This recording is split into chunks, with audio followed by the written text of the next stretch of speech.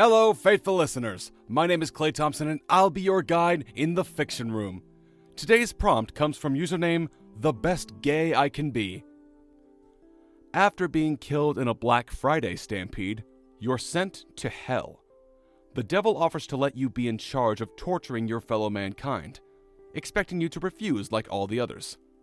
Except the devil doesn't realize you've worked retail for 15 years. As always, I hope you'll enjoy listening to these stories as much as I enjoy reading them. But without further ado, let us begin with our first story, written by Sympathetic Witch. So, what you're saying is, I'm in hell. She glanced around the plain white room she was standing in, then back to the used car salesman-looking guy in front of her. He looked to be in his mid-30s, and reminded her of a Kennedy, except for his yellow eyes and ugly tan suit. Where's the fire? Oh, people always ask about the fire. Look, honey, your priorities need to be in order. Like, hello, devil here? He waved and gestured to his cheap suit. And besides, Catholics made that up. I refuse to add fire just to bow to mortal expectations. His bitter tone gave the impression that this was an argument he'd had with people before. Okay. She crossed her arms over her chest and sighed when she realized she was still in her Walmart uniform. Crushed underneath by the sweaty masses, she couldn't believe it. She picked at her name tag. Claire Haskell, deli clerk, dead at 31 because of 50% off TVs. Why am I here? Oh, lots of reasons, but the main one involves a girl named Sally Cushing's 4th grade, the, toothpaste incident? A cruel smile twisted over Lucifer's unnaturally handsome face. So creative. She almost argued with him. Yeah, okay, that's fair. Ha! And that's what I'm looking for. Creativity. Passion.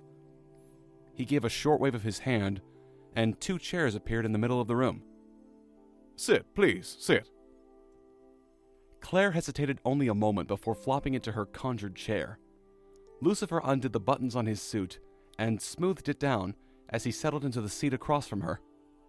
So, Claire, I have an offer for you. No one ever takes me up on it, but I guarantee that it is a huge upgrade from the usual package. Can I leave? Good God! No. It's just that hell has had a massive overcrowding problem ever since they installed slot machines at airports, and my guys just can't seem to keep up. So I've been trying to outsource some of the torture and punishment. Humans are surprisingly squeamish. She stared at him for a weighty moment. You want me to torture people? Claire felt a smile touch her face. Her first real, genuine smile since she had pulled on her tacky blue apron. Whatever I want? Excuse me? Claire turned from stocking chocolate milk and arched a brow at the soccer mom lady standing in front of her. I have this coupon. One trembling hand extended a worn, crumpled piece of red paper towards Claire. I want it in the cart corral race? I'd like to redeem it. Claire took the coupon and glanced at the front. Oh, that's great! A get-out-of-hell coupon! You must have beaten a lot of souls for this. Claire smiled warmly at the woman, who gave a shaken smile back. Let me see here.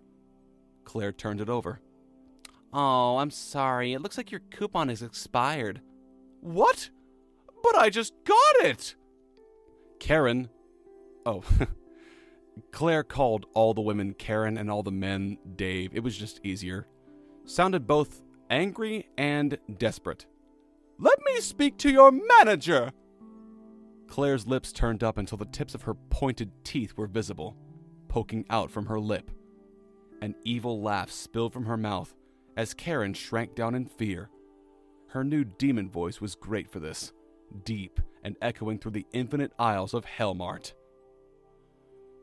I am the manager. Okay, yeah, let's face it. After working retail myself, I know that there are plenty of people who would love to do something like this, especially after dealing with some very, very rude customers. And now let's move on to our second story, written by dyslexic AJ Nin. All right! Who's excited for our big Black Friday deals? Jim called out to the crowd of customers clustered in front of his store, desperately trying to keep his voice cheerful and optimistic. I'll be excited when you shut up and let us in, retorted a man about 20 spots back, huddled into his hoodie, and shooting daggers at Jim as though it were his fault that corporate had specifically mandated he couldn't let people in until midnight exactly. All Jim could do was sigh as he swore to himself that this would be his last Black Friday. He tried his best to ignore the voice in the back of his head, reminding him he had made that promise to himself this day every year for the last 15 years. Okay guys, I know you're all excited for the new PlayStation 7, but as I've said, I unfortunately only have 20 systems to sell. We're hoping to get more in the next few days, but that's all I have right now. A general murmur went through the crowd as the people lined up more closely and calculated where exactly they fell in line. Of course, Mr. Hoodie fell right at spot number 21. What the heck, man? He roared as the realization dawned on him. You're telling me I've been waiting here for 4 hours and I don't even get one? Jim groaned to himself, wondering where exactly his life went wrong and how exactly he ended up here. Look, sir, he said, trying to defuse the situation. I am really sorry, but that's all I have. I had a sign posted on my door this entire time saying I only have that many, and I also sent an employee half an hour ago to make sure everyone knew. He wasn't going to bring up the fact that someone had thrown a half-eaten bagel at the poor girl, and she came running back inside crying hysterically as she tried to pull cream cheese out of her hair. I don't care! Mr. Hoodie roared, spittle flying from his lips. I've been waiting here, and I deserve my system! At that moment, shouting incoherently, Mr. Hoodie made a small yet life-altering decision and decided to cut in line in front of the person ahead of him. Unfortunately for him, that person was about 6 inches taller and had about 50 pounds more muscle than he did. You get back to your spot, jackass! The larger man growled as he shoved him. Mr. Hoodie stumbled backwards, right into customer number 22, a high-strung mother who had stepped up and was in the middle of berating Jim and demanding to speak to his manager. You're ruining my child's Christmas! Was all she got out before Mr. Hoodie slammed into her. The no-foam, quadruple shot, extra hot, extra caramel, soy latte she had only moments before been brandishing under Jim's nose like a saber splashed right into his eyes. All went black as Jim stumbled forwards, right into the fist Mr. Muscles had been throwing at Mr. Hoodie. Jim collapsed to the ground, and at that exact moment, the doors to the store opened, and customers rushed into the store in a mad stampede, heedless of Jim's unmoving body on the ground. The last thing Jim remembered feeling was countless feet trampling him and a deep sense of regret. I really should have finished college, he thought to himself as he lost consciousness. Jim suddenly bolted upright. He was in a small room, and sitting in front of him was a small man in a red suit with a pointed goatee. Grinning to himself mischievously, the man extended a hand and said, Hello, Jim. Let's get the small things out of the way first. You're dead, this is hell, I'm the devil, and have I got a proposition for you. So, let me get this straight, Jim said, his mind still trying to process everything as they walked along a corridor. I'm dead, and we're in hell. That I get, but instead of torturing me like everyone else, you want me to work for you? Oh, yes, Satan said, still grinning. I've had my eyes on you for quite some time. 15 years in retail. Now that's some torture even I would have a hard time replicating. Quite frankly, I don't think there's much else I can do to you. You've seen it all. Remember the Furibo shortage of 2023? Jim shuddered as he tried to repress the memories. I try not to. Exactly, Satan proclaimed. Even I'm not that sick. Seriously, man, you've been through enough already. No, you, Jim, have been through far worse in life than I could have ever thrown at you here in hell. So instead, I've decided to make you an offer. I'll admit I've made this offer to others in the past, but they've always turned me down. But I think you'll be the first to take me up on it.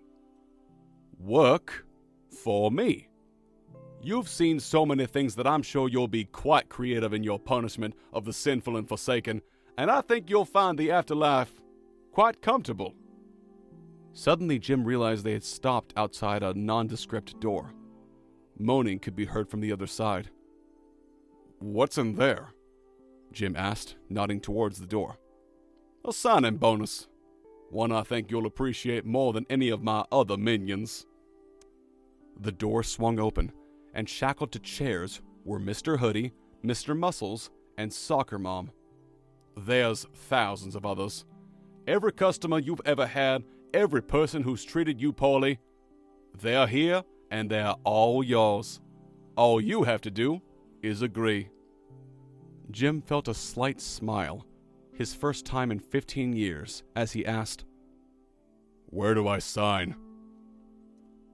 Like I said before, I know plenty of people who have worked in retail and would love nothing more than to do this, so, again, hitting the nail right on the head. Very nice job.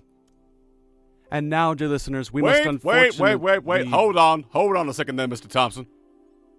Lucifer, what do you want? I was just wondering if I could do your outro for you real quick. Are you sure? Of course, let me get a crack at it. And now, dear listeners, we must unfortunately bid you farewell once again.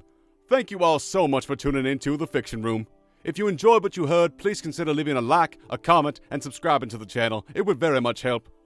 But for now, wherever you are in the world, be safe, be well, and we, and hopefully I, will see you all next time. Very nice job. Oh, well, thank you.